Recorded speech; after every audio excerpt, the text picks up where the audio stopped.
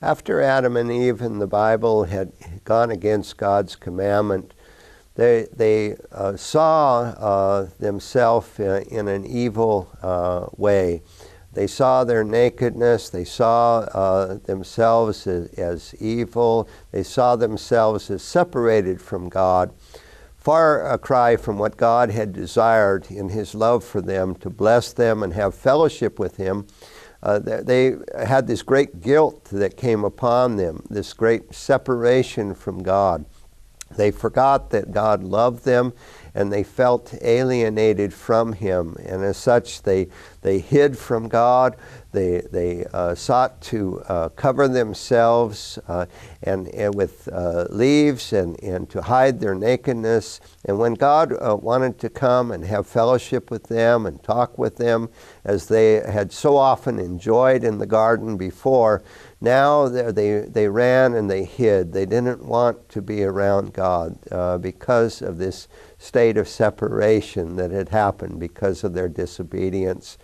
And God in His love, He sought them out because the Lord didn't want them separated from Him, because He loved them.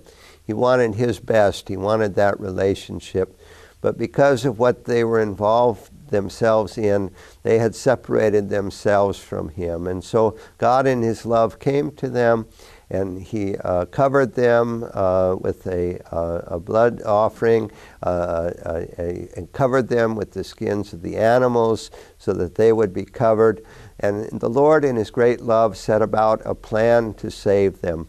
As oftentimes happens when people do wrong, they were blaming each other. Adam was saying, God, if you hadn't given me this woman, I wouldn't have this problem. Eve was saying that the snake did it, and Adam was blaming Eve, and everyone had gotten into all this. But when we do wrong, it's a matter of taking personal responsibility for what we have done. We can't blame someone else for what we have done. We need to acknowledge that we have done what's wrong. And God has given a provision that if we're faithful to acknowledge what we've done, He is faithful and just to forgive us and to cleanse us from everything that was wrong and restore us to a right place. In the same way, God has set about to a plan to save Adam and Eve and to save all mankind, because He desired that He receive our love and us receive His.